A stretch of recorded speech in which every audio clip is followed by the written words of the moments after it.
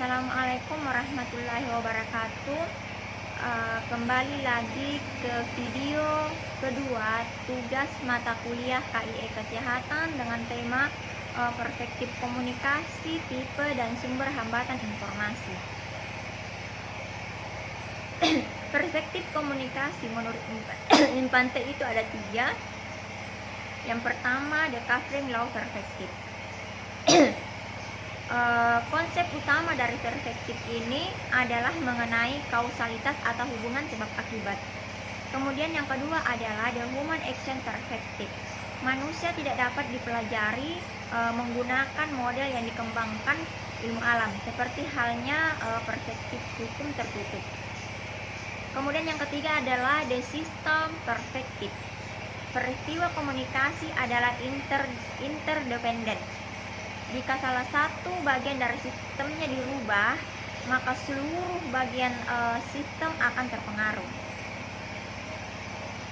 Kemudian perspektif komunikasi menurut Aubrey Fisher itu ada 4. Yang pertama adalah perspektif mekanistik, yang kedua perspektif psikologis, yang ketiga perspektif interaksional, dan yang keempat adalah perspektif pragmatis. Perspektif mekanistik, dalam perspektif ini doktrin yang digunakan adalah berdasarkan cara berpikir sebab akibat, maka titik berat kajiannya berada pada efek. Kemudian perspektif psikologis, komunikasi dikonseptualisasi atau dipahami sebagai proses dan mekanisme internal penerimaan dan pengolahan informasi pada diri manusia. Kemudian perspektif interaksional, komunikasi dikonseptualisasi sebagai interaksi manusiawi pada masing-masing individu. Eksistensi empirisnya berada pada pengambilan peran individu, sehingga komponennya berlainan sama sekali dari 2 model terdahulu, yaitu peran, orientasi, kesearahan, konteks kulturan, dan adaptasi. Perspektif pragmatis, perspektif yang paling baru di antara semua perspektif yang ada.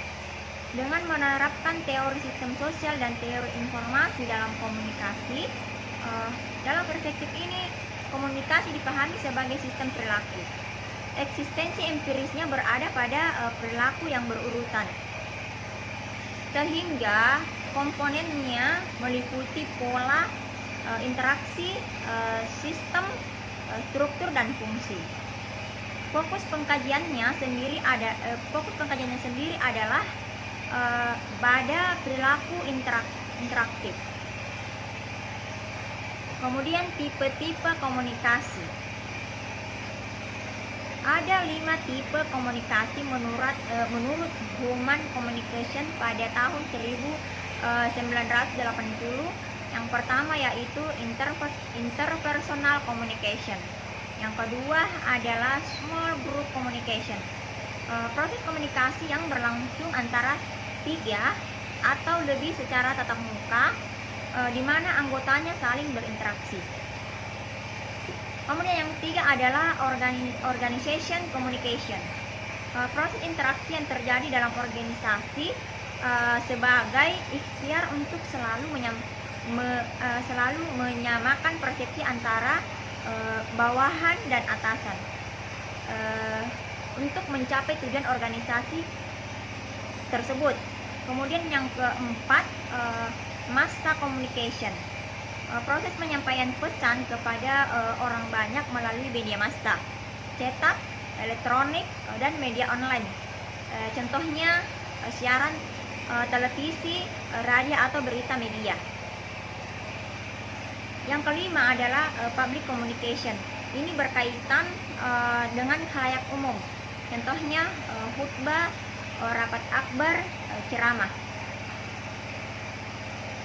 Menurut Joseph De Vito dalam bukunya Komunikologi tahun 1982,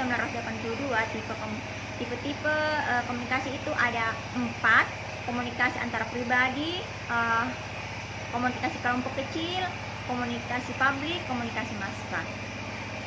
Sedangkan menurut Erwin Fach bukunya Technicus for Effective Communication tahun 1979 itu ada 3. Komunikasi dengan diri sendiri, komunikasi antara pribadi, dan komunikasi halayak.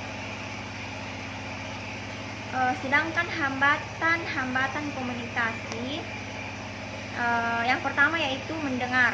Biasanya kita mendengar apa yang kita dengar, namun tidak semua yang kita dengar dan tanggapi. Informasi yang menarik itulah yang kita ingin dengar. Kemudian yang kedua, mengabaikan informasi yang bertentangan dengan apa yang kita ketahui. Kemudian yang ketiga, menilai sumber.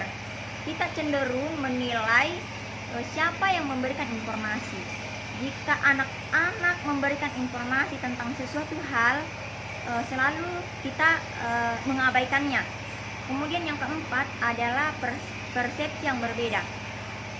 Komunikasi tidak akan berjalan efektif jika persepsi si pengirim pesan tidak sama dengan si penerima pesan.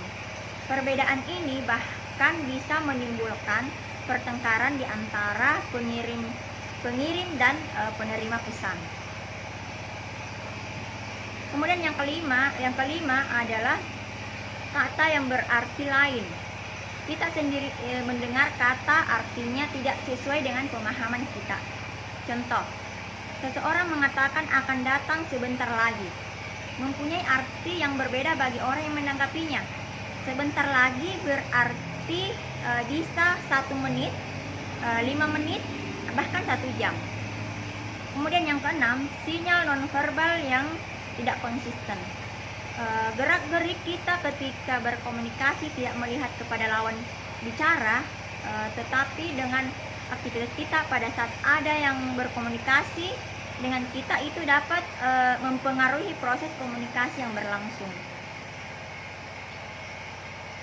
Kemudian hambatan yang ketujuh, pengaruh emosi. Pada keadaan marah, seorang akan sulit untuk menerima informasi.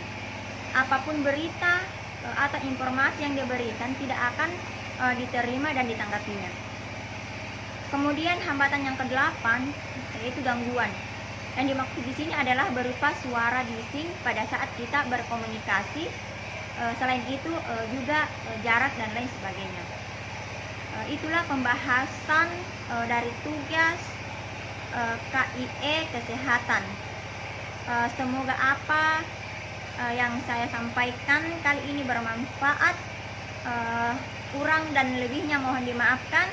Assalamualaikum warahmatullahi wabarakatuh.